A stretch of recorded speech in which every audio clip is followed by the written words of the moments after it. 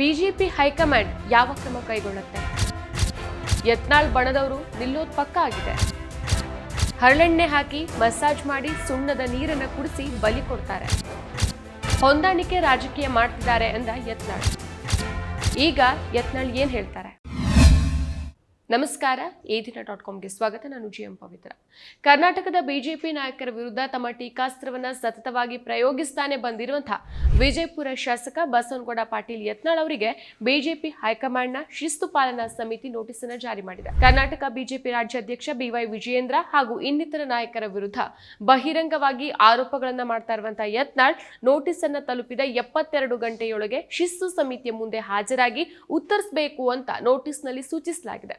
ಅಸಲಿಗೆ ಕಳೆದ ವರ್ಷ ಡಿಸೆಂಬರ್ನಲ್ಲಿಯೂ ಸಹ ಯತ್ನಾಳ್ ಅವರಿಗೆ ಶಿಸ್ತು ಪಾಲನಾ ಸಮಿತಿಯಿಂದ ನೋಟಿಸ್ ಜಾರಿಗೊಳಿಸಲಾಗಿತ್ತು. ಆದ್ರೆ ಆ ನೋಟಿಸ್ಗೆ ಯತ್ನಾಳ್ ಕ್ಯಾರೆ ಎಂದಿರಲಿಲ್ಲ. ಅದಕ್ಕೂ ಮೊದಲು ಜಾರಿಗೊಳಿಸಲಾಗಿದ್ದಂತಹ ನೋಟಿಸ್ಗೆ ಯತ್ನಾಳ್ ಉತ್ತರಿಸೋ ಗೋಜಿಗೆ ಹೋಗಿರಲಿಲ್ಲ. ಅದಕ್ಕಾಗಿ ಈಗ ಮತ್ತೊಂದು ನೋಟಿಸ್ ಅನ್ನ ಜಾರಿಗೊಳಿಸಲಾಗಿದೆ. ಈಗ ಯತ್ನಾಳ್ ಅವರು ಏನ್ ಮಾಡ್ತಾರೆ? ಶಿಸ್ತು ಪಾಲನಾ ಸಮಿತಿ ಮುಂದೆ ಹಾಜರಾಗ್ತಾರಾ ಅಥವಾ ದೂರ ಉಳಿತಾರಾ? ಹಾಗೊಂದ್ ವೇಳೆ ದೂರ ಉಳಿದ್ರೆ ಬಿಜೆಪಿ ಹೈಕಮಾಂಡ್ ಯಾವ ಕ್ರಮವನ್ನ ತೆಗೆದುಕೊಳ್ಳುತ್ತೆ ಅನ್ನೋ ಒಂದಿಷ್ಟು ಕುತೂಹಲಗಳು ಈಗ ಎದ್ದಿದೆ. ಸೊ ರಾಜ್ಯ ಬಿಜೆಪಿಯಲ್ಲಿ ಬಣಗುದ್ದಾಟ ಮತ್ತಷ್ಟು ತೀವ್ರವಾಗ್ತಾ ಇದೆ. ಜಿಲ್ಲಾಧ್ಯಕ್ಷರ ಆಯ್ಕೆಯಲ್ಲಿ ಭುಗಿಲೆದ್ದಂತಹ ಭಿನ್ನಮತ ಮತ್ತೊಂದು ಹೆಜ್ಜೆ ಮುಂದುವರೆದಿದೆ. ಬಿಜೆಪಿ ರಾಜ್ಯಾಧ್ಯಕ್ಷ ಬಿವೈ ವಿಜಯೇಂದ್ರ ಅವರ ವಿರುದ್ಧ ಪಕ್ಷದಲ್ಲಿ ವಿರೋಧಿಗಳ ಗುಂಪು ಬಲವೃದ್ಧಿಗೊಳ್ತಾ ಇದೆ. ಯತ್ನಾಳ್ ಕ್ಯಾಂಪ್ ವಾದಕ್ಕೆ ಡಾಕ್ಟರ್ ಕೆ ಸುಧಾಕರ್ ಧ್ವನಿಗೂಡಿಸಿದ್ದಾರೆ. ಸೊ ಈ ಮೂಲಕ ವಿಜಯೇಂದ್ರ ವಿರುದ್ಧದ ರೆಬೆಲ್ ಹೋರಾಟಕ್ಕೆ ಬಲ ತುಂಬಿದ್ರು. ಸೊ ಆರಂಭದಲ್ಲಿ ವಿಜಯೇಂದ್ರ ವಿರುದ್ಧ ಯತ್ನಾಳ್ ಒಬ್ಬರೇ ನಿರಂತರವಾಗಿ ಹೇಳಿಕೆಗಳನ್ನ ಕೊಡ್ತಾ ಇದ್ರು. ಆದ್ರೆ ಅವರಿಗೆ ನೇರ ಬೆಂಬಲಕ್ಕೆ ಯಾರೂ ಇರಲಿಲ್ಲ. ಆದ್ರೆ ದಿನ ಕಳೆದಂತೆಲ್ಲ ಯತ್ನಾಳ್ ತಂಡ ವಿಸ್ತರಣೆಗೊಳ್ತಾ ಹೋಗುತ್ತೆ. ಸೊ ರಮೇಶ್ ಜಾರಕಿಹೊಳಿ, ಕುಮಾರ್ ಬಂಗಾರಪ್ಪ, ಅರವಿಂದ್ ಲಿಂಬಾವಳಿ, ಬಿಪಿ ಹರೀಶ್ ಹೀಗೆ ತಂಡದ ಸಂಖ್ಯೆ ಹೆಚ್ಚಾಗೋಕೆ ಶುರುವಾಗುತ್ತೆ. ಅದರಲ್ಲೂ ಸಹ ಯತ್ನಾಳ್, ರಮೇಶ್ ಹಾಗೂ ಹರೀಶ್ ವಿಜಯೇಂದ್ರ ವಿರುದ್ಧ ಬಹಿರಂಗವಾಗಿ ಟೀಕೆಗಳನ್ನ ಮಾಡೋಕೆ ಶುರು ಮಾಡ್ತಾರೆ. ಸೊ ಪ್ರತ್ಯೇಕ ಸಭೆಗಳಲ್ಲಿ ತೀಕ್ಷ್ಣವಾಗಿ ವಿಜಯೇಂದ್ರ ನಡೆಗಳನ್ನ ವಿರೋಧಿಸೋಕೆ ಶುರು ಮಾಡ್ತಾರೆ. ಹೈಕಮಾಂಡ್ ಸೂಚನೆ ಕೊಟ್ಟಿದ್ರು ಸಹ ಇದಕ್ಕೆ ತಡೆ ಹಾಕೋಕೆ ಸಾಧ್ಯ ಆಗಿರಲಿಲ್ಲ. ಕೊನೆಗೆ ಇದಕ್ಕೆ ಡಾಕ್ಟರ್ ಕೆ ಸುಧಾಕರ್ ಸಹ ಧ್ವನಿಗೂಡಿಸಿ ಬಹಿರಂಗವಾಗಿನೇ ವಿಜಯೇಂದ್ರ ವಿರುದ್ಧ ಯುದ್ಧ ಘೋಷಣೆ ಮಾಡಿದ್ರು. ಸೊ ಇತ್ತೀಚೆಗೆ ಇಬ್ಬರು ನಾಯಕರು ಸಹ ದೆಹಲಿಗೆ ಹೋಗಿ ಪಕ್ಷದ ವರಿಷ್ಠರನ್ನ ಭೇಟಿಯಾಗಿ ತಮ್ಮ ಬೇಡಿಕೆಗಳನ್ನ ಇಟ್ಟಿದ್ರು. ಅಸಲಿಗೆ ಯತ್ನಾಳ್ ಅವರು ಕರ್ನಾಟಕದ ಬಿಜೆಪಿ ಮೇಲೆ ಯಡಿಯೂರಪ್ಪ ಹಾಗೂ ಅವರ ಪುತ್ರರ ಹಿಡಿತವನ್ನ ಸಡಿಸುವ ಇರಾದೆಯನ್ನ ಹೊಂದಿದ್ದಾರೆ. ಯತ್ನಾಳ್ ಹಾಗೂ ರೆಬೆಲ್ ತಂಡದ ಅಣತಿಯಂತೆ ಬಿಜೆಪಿ ಹೈಕಮಾಂಡ್ ಹಾಗೂ ಬಿಜೆಪಿ ರಾಜ್ಯಾಧ್ಯಕ್ಷ ಪಟ್ಟಕ್ಕೆ ಸದ್ಯದಲ್ಲಿ ಚುನಾವಣೆ ನಡೆಸೋದಾಗಿಯೂ ಸಹ ಹೇಳಿದೆ. ಸೊ ರಾಜ್ಯಾಧ್ಯಕ್ಷ ಚುನಾವಣೆಗೆ ಯತ್ನಾಳ್ ಬಣದ ಒಬ್ಬರು ನಿಲ್ಲೋದು ಪಕ್ಕ ಆಗಿದೆ. ಈ ಕಡೆ ಬಿವೈ ವಿಜಯೇಂದ್ರ ಹಾಗೂ ಅವರ ಆಪ್ತರ ಬಣದಲ್ಲಿ ಒಬ್ರು ವಿಜಯೇಂದ್ರ ನಿಂತರೂ ಅಲ್ಲಿ ಅಚ್ಚರಿ ಇಲ್ಲ. ಆದ್ರೆ ಯಾರೇ ನಿಂತರೂ ಸಹ ತಮ್ಮ ಅಭ್ಯರ್ಥಿಯೇ ಗೆಲ್ತಾರೆ ಅಂತ ಹೇಳ್ತಾರೆ ಯತ್ನಾಳ್. ಆದ್ರೆ ಹೈಕಮಾಂಡ್ ವಿಜಯೇಂದ್ರ ವಿರುದ್ಧ ಯಾವುದೇ ಕ್ರಮವನ್ನ ತೆಗೆದುಕೊಳ್ಳುವಂತ ಸಾಧ್ಯತೆ ತೀರಾ ಕಡಿಮೆ ಇದೆ.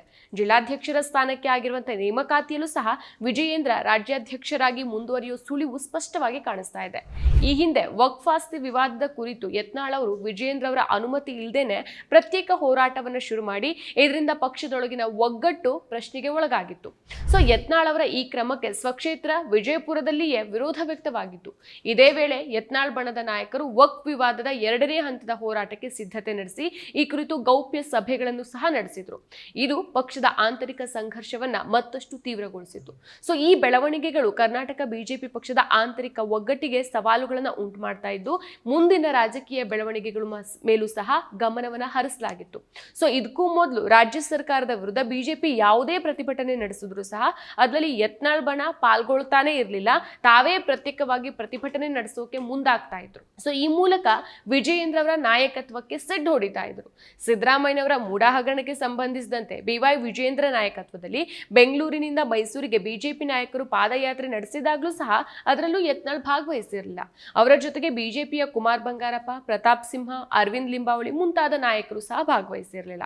ಇನ್ನು ಈ ಹಿಂದೆ ದಾವಣಗೆರೆಯಲ್ಲಿ 2 ಹಂದಿಗಳು ಇವೆ ಅಂತ ರೇಣುಕಾಚಾರ್ಯ ವಿರುದ್ಧ ಕಿಡಿಕಾರಿದಂತಹ ಯತ್ನಾಳ್ಗೆ ರೇಣುಕಾಚಾರ್ಯ ನೀನೂ ಸಹ ಕೋಣ ಅನ್ನೋ ಮೂಲಕ ತಿರುಗೇಟನ್ನ ಕೊಟ್ಟಿದ್ರು.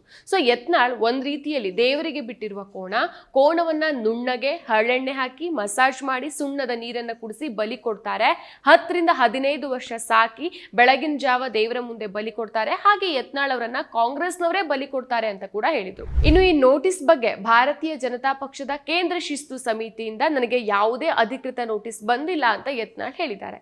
ಈ ಬಗ್ಗೆ ಟ್ವೀಟ್ ಮಾಡಿರುವ ಇವರು, ನೋಟಿಸ್ ಬಂದ್ಮೇಲೆ ಕೆಲ ವ್ಯಕ್ತಿಗಳ ಏಕಸ್ವಾಮ್ಯತೆ, ಏಕಪಕ್ಷೀಯ ನಿರ್ಧಾರಗಳು, ಉತ್ತರ ಕರ್ನಾಟಕದ ಕಡೆಗಣನೆ, ಕುಟುಂಬ ರಾಜಕಾರಣ, ಕಾಂಗ್ರೆಸ್ ಪಕ್ಷದ ವೈಫಲ್ಯಗಳನ್ನ ರಾಜ್ಯದ ಜನತೆಗೆ ವಿವರಿಸೋಕೆ ವಿಫಲವಾಗಿರುವಂತಹ ಪಕ್ಷದ ಧೋರಣೆ, ಹೊಂದಾಣಿಕೆ ರಾಜಕೀಯ ಸೇರಿದಂತೆ ಸ್ವಜನ ಪಕ್ಷಪಾತದ ಬಗ್ಗೆ ವಿವರವಾಗಿ ಲಿಖಿತ ರೂಪದಲ್ಲಿ ಉತ್ತರ ನೀಡ್ತೇನೆ, ಶುಭಮಸ್ತು ಅಂತ ಹೇಳಿದ್ದಾರೆ.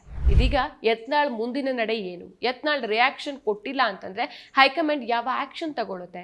ಯತ್ನಾಳ್ ಅವರನ್ನ ಪಕ್ಷದಿಂದ ವಜಾ ಮಾಡತ್ತಾ? ಕಾದ್ ನೋಡ್ಬೇಕಾಗಿದೆ. ಮತ್ತಷ್ಟು ವಿಶೇಷ ವಿಡಿಯೋಗಳನ್ನು ನೋಡಲು ಮತ್ತು ಹೊಸ ವಿಡಿಯೋಗಳ ಬಗ್ಗೆ ತಿಳಿಯಲು ಈ ದಿನ .com ಯೂಟ್ಯೂಬ್ ಚಾನೆಲ್ ಸಬ್ಸ್ಕ್ರೈಬ್ ಮಾಡಿ ಮತ್ತು ಬೆಲ್ ಐಕಾನ್ ಕ್ಲಿಕ್ ಮಾಡಿ.